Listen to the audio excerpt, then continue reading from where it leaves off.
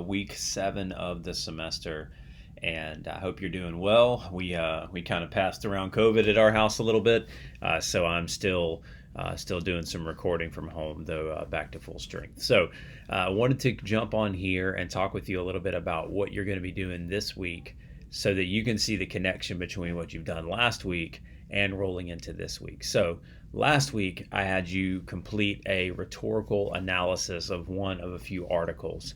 And in that, I asked you to use some of these. Let me figure out which way to go there. Here we go. Some of these rhetorical terms that I think are really helpful for us to understand how a text operates in a given situation. And so you have used those and you're getting familiar with them. I'll see how well you're using them in your assignment. And a lot of these things are items we normally would know about or think about, or just kind of come naturally to us. What this is a way to put a framework around them so that you can actually have them as tools that you can use to evaluate. So that's why they're here, because a lot of times we might get stuck in a situation where you say, like, yeah, the author, he talked about his background, and that was important. You know what I mean? And anytime we're saying, you know what I mean, or have that impulse to say that, which I say it a ton, so it's not unique to anyone, is that we run that risk of people not knowing what we mean. And so what these terms do is give us a way to think about how a text is working. So this week, what you're going to be doing that's different is you're taking the next step forward to think about evaluation. So you've analyzed, you've kind of lined everything up. So now you are going to evaluate. And how do you evaluate in this sense? You evaluate the effectiveness of an author in a given rhetorical situation. All of this in light of thinking about how you can become an effective author, writer, speaker yourself. And so the way that we're going to do that, I'm going to unpack these terms a little bit more for you here, and then we're going to talk more about what the assignment is for this week. So in this case, we want to talk about these terms that involve the rhetorical, or a part of the rhetorical situation. And these are more what questions than they are why questions. In other words, this is just establishing the groundwork that we can use to think about what an author is doing, or what a speaker is doing. So if you think about author, like, who is the author? Literally, who is the author? And if we think about the what of it all, like, is the author a scholar in a certain field? Does the author have experience to talk about a subject? Does the author have any of those things that we can consider as being important for speaking about that? And we talk about the audience. Who's the audience? When you think about rhetoric, and we've talked about rhetoric being how effectively an author communicates to a given audience.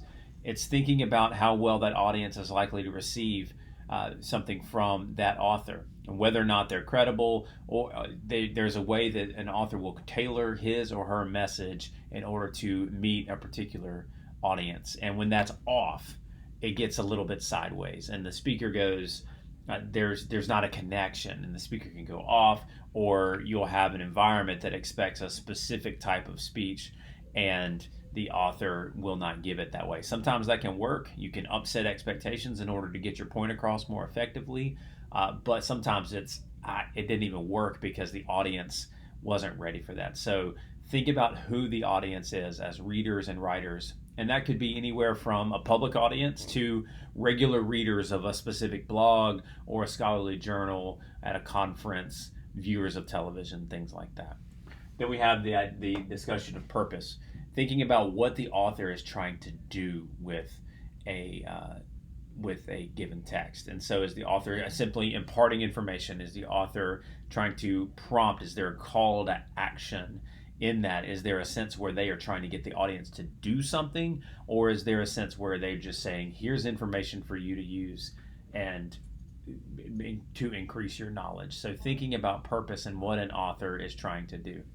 Now these three words are also really important when we talk about the rhetorical situation. The genre is the type of work that it is. So later on we're going to be looking at TED Talks, which are a specific type of genre for speaking.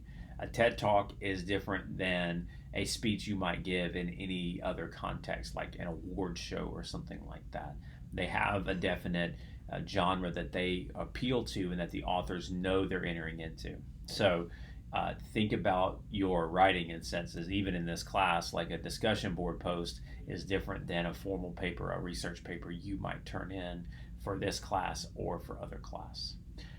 The term context has to do what's going on in the world in this situation. So is the author replying to or responding to a specific situation happening in the world, or is it an author who's trying to establish why this context matters? So thinking about what's happening, why this would be important for your for that text. So for example, one of the things that I've noticed in your writing and in a lot of different writings and is that the talk of mental health has greatly increased over the last several years. It's just become more prevalent as a discussion point, and so in ways that that weren't there when I was a student. And so we're going to look at TED Talks later, and one of them has to do with mental health. And one of the things that you can think about in light of that is that the author is responding to a specific context because mental health has become a more popular topic, because it's rare that TED Talks happen just out of the blue.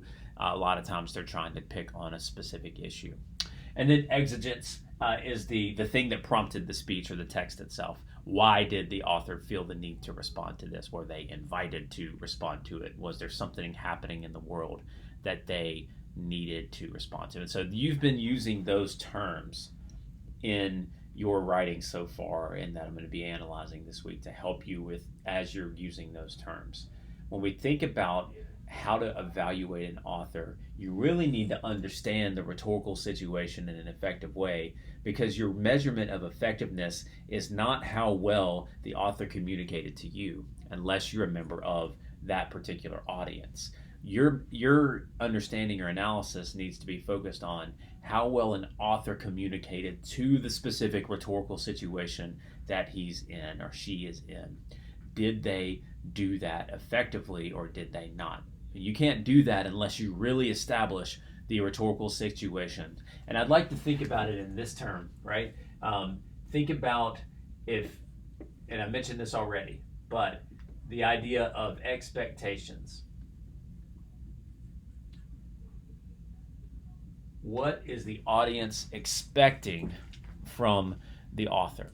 And is the author meeting, exceeding, and thinking about those expectations? But you can't really establish that unless you explain each of these things. And we're going to talk about, or we will work on what that looks like for a TED Talk. So once you have established the rhetorical situation, you can then break down the author's rhetorical appeals, how well they did in that environment. So let's say this is your first paragraph, and your second paragraph is where I really want to see you start to think about these tools. And it's not enough just to say the author uses the appeal to ethos in this way, or pathos this way, or logos this way.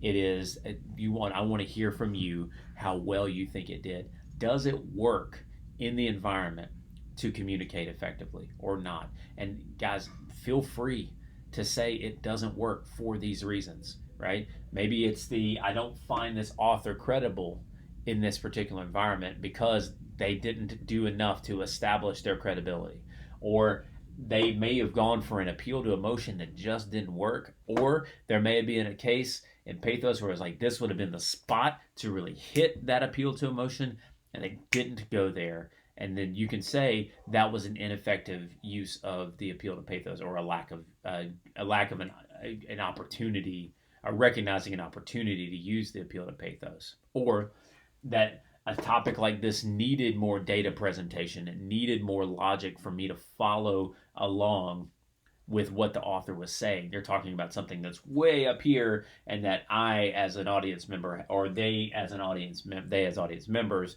would have a hard time understanding in that environment. So that's what I want to see, and that's where you're moving from the work of analysis to a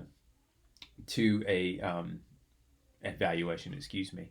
And so that's where you're really starting to think through not just the what questions of how all this is working, or what questions of what's happening, but how is it working? How well is it working? Why does the author make these choices? And does the author make these choices effectively in a way that leads to a better speech in this context. And so we're going to talk about speeches in particular, because if we go over here, and this is where you'll be, if you click on week 7, there won't be a lot of information in the instructional materials folder. And the reason why is because it's all right here in week 6. So go back through here and you can watch this rhetorical analysis video, the rhetorical occasion video, the rhetorical context, or links to the discussion of the rhetorical context, tone, language, and appeal. All of those things that really introduced you to the terms that we used last week. Go back through here and review that, and then come here, because in this week, you're going to be doing the rhetorical evaluation assignment. So you can click Start Attempt to bring up the information. So consider last week the introduction to rhetorical terms. This week, you will use these terms to evaluate a text in a given context. The term text, in this case, and that's not just a written document, but also a speech that's given in a TED Talk. So I want you to compose a brief text where you will analyze the TED environment and then evaluate how well a speaker does in this environment. You remember that your analysis should include an explanation of the full rhetorical situation, what we've just been talking about, in using some of these use same terms, and then the rhetorical appeals. Now, in order to establish the rhetorical situation, you need to understand what a TED Talk is. And so I want you to go here at this link, which will explain to you exactly what TED is attempting to do, so that you can understand. That helps you understand the rhetorical situation that that the author is speaking into, so that you can provide an effective analysis. So after that, I've given you 4 different TED Talks here, so that you can look into how well they communicate. And I've picked them as I did before, on some topics that I thought were relevant to you.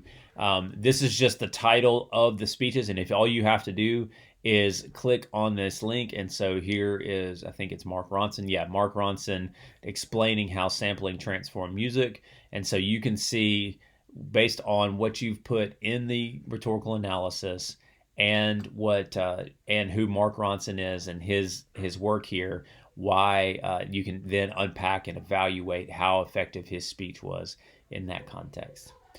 This is still in the environment of learning how to deploy these tools effectively. So your grading on this will be based on how you are using that you are using the terms and attempting to work with them. My job in this case is to help you along as you're using these terms. I don't expect that you're going to have them like locked in every time, but what you can do is start working with them. That gives me some room to grow, or it gives me some room to think about how to help you grow in your use of those terms. So go ahead and take a look, go back through the week 7 materials, and then come here and to look at these TED Talks. So it's an assignment, so you will submit it here by Friday. And I think you're actually going to enjoy this assignment, because it's something, rhetorical evaluation is something that we do constantly. And, it's something that comes naturally to us, but we don't often know the terms that we can use to fully explain ourselves or to make that accessible to other people. That's what this writing assignment is all about. Because what will happen at this point is, now that you've analyzed and evaluated the text, and that you've entered into it yourself, writing through your narrative, when we move to the next paper, you're going to think about your narrative, and you are going to think about how well to communicate to a given environment. And what that's going to do is going to make your writing in particular that much stronger, both in this class and as you go forward from here. So I hope you have a good week. Please let me know if you have any questions. I'm grading assignments and working on papers as quickly as I can, and I will post those as I finish them. So check back regularly to see if yours is posted up. As always, you have questions, I'm happy to talk with you. You can come by 144 Liberal Arts on Wednesdays from 11 to 12. You'll find me there. Or you and I can we can arrange a Zoom meeting. I can meet you on campus. My schedule is fairly flexible. So that's it for this week. Have a great one, and we'll talk to you soon. Take care.